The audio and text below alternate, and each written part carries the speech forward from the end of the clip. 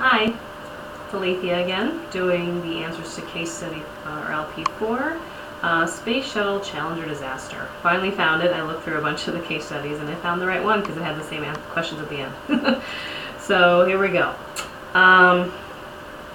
So the first part was the risk management plan. It said to pick two questions to answer. So I picked the first question. Does it appear from the data provided in the case that a risk management plan was in existence? So I don't see that a risk management plan was talked about enough for the whole team. While it could have been in existence, I don't believe that everybody knew what was going to happen. I said I'm sure it was there, but it was not followed, did not prepare the team for the disaster to come. I did find this quote from our textbook from Kersner. It says, NASA used a rather specific safety risk classification system.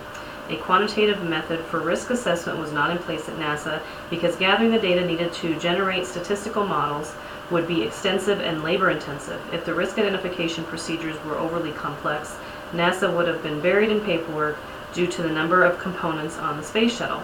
That was actually from the case study, I'm sorry. So basically here, and from the mention in the case study, there was mountains of paperwork. So I kind of feel like this was one thing that either upper management or the project manager or somebody said, you know what, we don't need this. The second question that I decided to answer was question 3. Is there a difference between a risk management plan, a quality assurance plan, and a safety plan, or are they the same? So first I just defined each one, so that way we can kind of figure out the difference here. So a risk management plan is a document that foresees risks, eliminates impacts, and defines responses to each issue. A quality assurance plan is a document meant to ensure the final products are of the highest quality. And a safety plan is a practical plan to help avoid dangerous situations and how to best act when faced with them. So I kind of feel like a risk management plan will say, okay, these are all the things that could happen. A safety plan is how to avoid or deal with those risks if they happen. And a quality assurance plan is how to stop both of those. So they are all different documents. They all work together, but they are all different, but they all are the same. It's kind of complicated, but understanding the differences I think is probably key. And then I also said a safety plan and risk management plan are similar in that they help you see what could potentially happen and how to avoid or plan for it. A quality assurance plan makes sure the products are high quality to prevent the need for safety and risk plans. So pretty much what I had said before. The next section is risk identification, and we are to pick 3 questions. So the first question I picked was number 8. Should senior management or sponsors be informed about all risks identified or just the overall aggregate risks? Well, it says aggregate risk as if there was only one, but there was obviously more than one aggregate risk. So I said this is a more difficult question. This mission is dealing with the safety of people, and if anything goes wrong, that death will result. Looking at this from just a project perspective, so it's just a basic project, senior management really doesn't need to know about all the issues and risks and should only be concerned with the big ones, not every single one. But since people's lives are at risk here, I think senior management should know about every single little tiny itty bitty insignificant risk. The second question that I picked was number 10. How should one identify or classify trade-off risks, such as trading off safety for political acceptability? So if you look at this mission, from the beginning, funding was severely cut from the president, but this mission was expected. So NASA cut corners, changed things around, moved to the other side of the country in order to make this work, and went with the cheapest contractor to do most of the work. So right now, this is one of the biggest red flags. They don't have funding, but yet they still have to get this going. So this is where the project manager and senior leaders decide to trade off safety for political acceptability. So they want to look good for the whole country, they want to make the president happy, but they're going to forego safety as much or let some of these risks go. Yikes. Number 11. How should one identify or classify the risks associated with pressure resulting from making promises that may be hard to keep? So I said this goes along with the question before, that pressure from the president and politics pushed NASA to go forward with this project even though there was much going against them. I mean, as you read this case study, you find problem after problem after problem, and perhaps maybe this case study shows more problems than good things that happen, and they show a lot more risks than wins, but there seem to be a lot more risks involved with this. I mean, yeah, there are people's lives at stake, and the forces of how the Earth works and getting a shuttle from the ground into space, and all these things that I completely really don't understand, and I trust the engineers and the scientists to do this. But I feel like there were a lot more risks considering the length of this case study as well. So those were the 3 questions there. The next section is risk quantification. So here we needed to pick 4 questions. The first, I picked number 13, the first question. Given the complexity of the space shuttle program, is it feasible and or practical to develop a methodology for quantifying risks, or should each solution be addressed individually? So I said we can have both quantitative and qualitative risk evaluation systems in place at the same, or it says, can we have both a quantitative and qualitative risk evaluation system in place at the same time? I said there is and should be a system to quantify risks already in place with NASA. I really feel like they probably have that in place. And the system should be referenced with each new space shuttle build. With every project that we have learned, that you need to have a lessons learned section, and there should be a database or something that holds all of these lessons learned, so when you're doing a project, you can go back to these lessons learned and say, oh, these were the issues, this is how they dealt with them, or this is how they should have dealt with them, so this is what I need to do in my project. So I feel like maybe they didn't reference this, or they did and realized they didn't have the funds to correct. And I also said, why can't we have a qualitative and quantitative system in place at the same time? I mean, there's risks that can overlap, but then there's risks that are separate. I said this would be smart and help with risk assessment with each new build or project. This is just like lessons learned. The second question I picked was number 15. How should risk quantification problems be resolved how should risk quantification problems be resolved if there exists differences of opinion between the customer and the contractors? It's going to be another one of those with really big words, and I'm just not able to pronounce them. I said with any project there will be differences in opinion between the customer and the contractors. To move past this, the project manager needs to assess each opinion and help to mediate each group to come to a consensus. So the customer's going to want this, and it's going to cost more than what they're willing to pay, but they still want this, but then the contractor says, well, this is how much you paid for and this is what I can provide, but if you want this, this is how much it's going to cost, right? So then the project manager has to say, well, I think that if you go this way, this is what could happen. If you go this way, this is what could happen, and help make each party decide or find the correct solution and then come to a consensus together. The third question I picked was number 16. If a critical risk is discovered, what is the proper way for the project manager to present to senior management the impact of the risk? How do you as a project manager make sure that senior management understands the ramifications? So I said when presenting risks to senior management, the project manager needs to understand the risks, the possible solutions, and the consequences to each solution. This gives the project manager the upper hand and will help senior management to discuss and get the solution. So it's not just the project manager coming in and saying, okay, engineers, please tell me your problems and you can present this to the senior management. No, this is the project manager needs to go to the engineers and say, okay, tell me all the problems. And maybe when they go to the senior management, they have one engineer representative or the head engineer or whatever their title is, I'm not sure, come with them, and then they present all of their issues to senior management and say, okay, these are the risks, but then these are also the solutions we have. So risk number 1 has 2 solutions. If we go this way, this could happen. If we go this way, this could happen.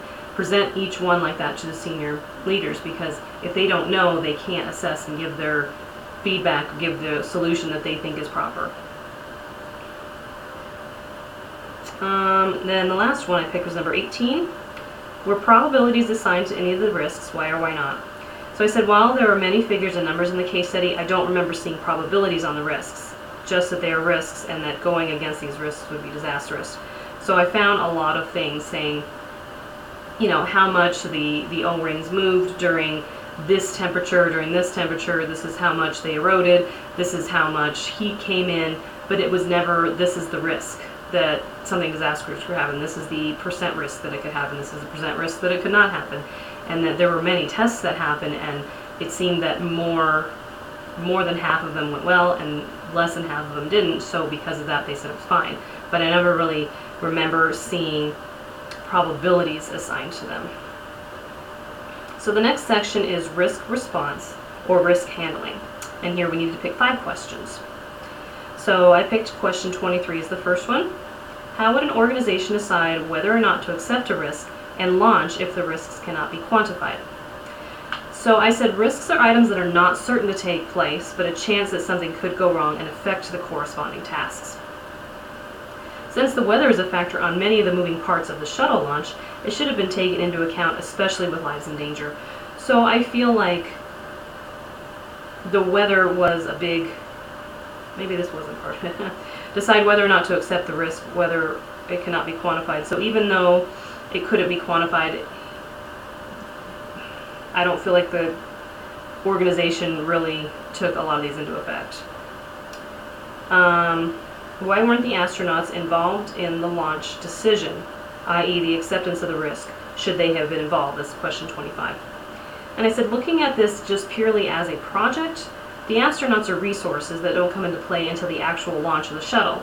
So involving them in the decision didn't make a whole lot of sense because they were not assigned until launch day for this specific part. Yes, they were doing their own thing, but as far as the launch, they were not assigned. But if you look at it from the perspective that they are risking their lives in this project, then they absolutely should have been involved. They should have known of each of the risks. They should have known that this many times that they launched it, there was a failure, this many times it was a success. These are the issues that happen even in the success or failures. They should have known all of that and been presented with all the data, and then they could have decided if they wanted to go or not. And if they had been told of these risks prior to the launch, it would have allowed them to make their own decision that said, well, maybe the risks are too great for me. I have all these people at home. And I mean, they had already thought about these risks because they were volunteers. And I would assume that NASA said, you know, we've had all these other launches go through, and this is what happened, which is nice and all, but if you're not knowing the risks for this specific launch and all the tests, it's hard for you to make the right decision. The next question I picked was number 29. What risk response mechanism were managers at, I'm not going to say this correctly, but ThinkACall and NASA using when they ignored the recommendations from their engineers? So I found a list of 8 risk responses on simplicable.com. I think I'm probably saying that wrong too, but so the 8 of them were avoid, mitigate, transfer, accept, share, contingency, enhance, and exploit. So I felt that NASA and ThinkACall used the accept response in the risks of launching. They have accepted that the O-rings could malfunction and cause the charring between each and erosion between each section. They've also accepted that this whole thing could go bad, and they've decided we're going to go along anyway, probably purely because of the pressure of the president and all of the political areas. And I did question 30. Did the engineers at ThinkACall and NASA do all they could to convince their own management that the wrong risk response mechanism was about to be taken? And I have a no exclamation mark. I mean, yeah. So the engineers decided to tell the managers again the problem, but eventually they gave up. I would have been there telling them over and over and over. I would have been one of those the managers had to kick out, threaten to fire, take away my pension, whatever. I would have been there still yelling and screaming about it. And then I would have been going to the shuttle crew, warning them of the risks, and then the launch crew, I would have gone to every single one and said, do you know that this could happen? There's this much of a chance that this thing could blow up. And I said the engineers were using the mitigate response and trying to reduce risks, but to no avail. So question 32 is the next one I picked. When NASA discounted the effects of the weather, did NASA's risk response mechanism violate their responsibility to ensure crew safety? So before I said that NASA used the accept response before launching. So if they're using the accept response mechanism here, then they absolutely did violate their responsibility to ensure crew safety. I said a company's #1 responsibility is to the safety and security of its employees. That's why, like the building I work in, they don't want everybody to go in there. So they have gates on the parking lot, and we all have badges that open the doors and let us into certain places. And there's certain places that even I'm not allowed to go, like maintenance areas or IT areas. I'm not allowed to go in unless I'm escorted by somebody. And there's a lot of companies like that. So That's the safety and security of me. So if something happens outside, like there's somebody with a gun that's outside, the whole building will be locked down. We won't be allowed to leave, and the gunman will only be allowed to go so far.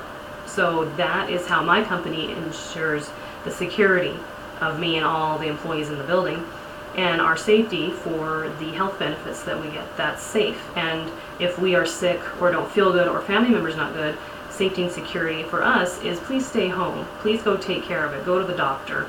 Take care of what you need to take care of. You have a doctor's appointment in the middle of the day? Cool. Go do that and come back later.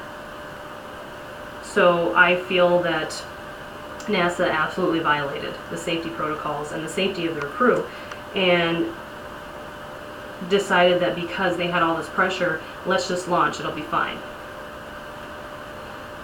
So the next section is risk control. Here I need to pick 5 questions to answer. The first question I picked is number 35. How might think a call engineers have convinced both their own management and NASA to postpone the launch? And I said, it seems after numerous tests that the management was convinced that the launch would be fine and none of the risks would happen. But political pressure was a bigger factor, and I don't think the engineers could really do much but possibly all quit on the project at the same time, leaving no one to be there to launch. I mean, honestly, I think that's the only thing that the engineers could have done at this point, but I think they all wanted to eat and wanted to have the money. So number 36 was the next one. Should someone have stopped the Challenger launch? And if so, how could this have been accomplished without risking one's job and career? So my answer here was yes, someone or a team could and should have stopped the launch. Like I stated in the previous question, all the engineers could have stopped the launch by quitting the company or who put political pressure on before human safety. I couldn't really think of a way to do this without risking a job or career. I mean, obviously the easiest way to fix or stop something were to be if the crew and the people there to do the job weren't there, obviously the launch can't happen. But then afterwards, all the management would come to them and say, why did you quit? They would explain the risks and the issues, but I think at this point it would have been a moot point because all the management wanted to go through it anyway, and it wouldn't have mattered. They would have just hired new engineers and would have gone through it. And then all those engineers would have had no job. So I really don't see how this could have been stopped. One guy quitting wouldn't have done it. Everybody would have had to. Yeah, it's kind of a hard question to answer. Next question, number 37. How might an engineer deal with pressure from above to follow a course of action that the engineers know to be wrong? I said, like any other person, they need money to live. It is an unfortunate reality, but many people work a job they hate with bosses they hate because they need to eat and take care of their loved ones. There are so many people that I know that work a job that they really don't like, but they do like the fact that they make money and they're able to eat, live in a house they like, buy clothes that they like, provide for the ones that they care about, so they continue to do the job. Yes, I think this project and situation is different because it put lives in danger. Most of the people I know aren't working with people's lives in that way. So, but I think that's how a lot of people move through the pressure. They just deal with it and they look forward to quitting time and move on. Then number 38, how could the chains of communication and responsibility for the space shuttle program have been made to function better? So my big thing I kind of put is communication seems to be the biggest mystery, and it really does. How do you communicate with people properly? How do you talk to them in a way that they're going to be receptive and they're going to be responsive? Here I also said upper management should have been more involved with this project and starting the lines of communication from the beginning, allowing everyone working in the project to voice their opinion. Then those managers should have taken action on any opinion, big or small, to investigate the issues and the risks. So I kind of feel like either upper management was not involved with a lot of the process, either on purpose or on accident. Either they trusted all the people involved to take care of it and just let them know of the big issues and big wins, or they were left in the dark, or the managers below the senior level decided, I'm just going to take care of all this and just let the big guys know the big things that they need to know. And the last question I picked was number 41. How should we handle situations where people in authority believe that the potential rewards justify what they believe to be relatively minor risks? So I don't really feel like there's any relatively minor risks here when you're involving a person. I mean, launching the shuttle without people, there was risk that things could blow up, but everybody's far enough away from the launch pad and protected that there would only be minor injuries, I believe. And anything there, if it blew up, if it didn't work, okay, it was a lesson learned, let's try again. However, since there were going to be people involved, I don't know if they had the right testing mechanisms, or I don't even know what to call it, in place to make sure that the people would be safe. So here I put, this is where the project manager needs to step in and tell a story. So put each of the authority figures in the seats of the shuttle and then paint a picture of all the things that could go right and wrong. Then at the end they need to proceed and tell each of the authority figures, how would your family feel if I had to call them and say you died because an engineer didn't follow, or because I made the decision to launch even though this was not 100% safe, even though the probability of failure was close to the probability of success. How would your family feel? What would happen? What would we do? How would I feel? How would everybody else here feel if you died? And make them really feel like, whoa, what if that was me? And a lot of times you put someone in the other person's shoes and make them feel the empathy for what could happen, a lot of times that can change it. So that is the last question I have. I thank you very much, and I will see you on the next case study.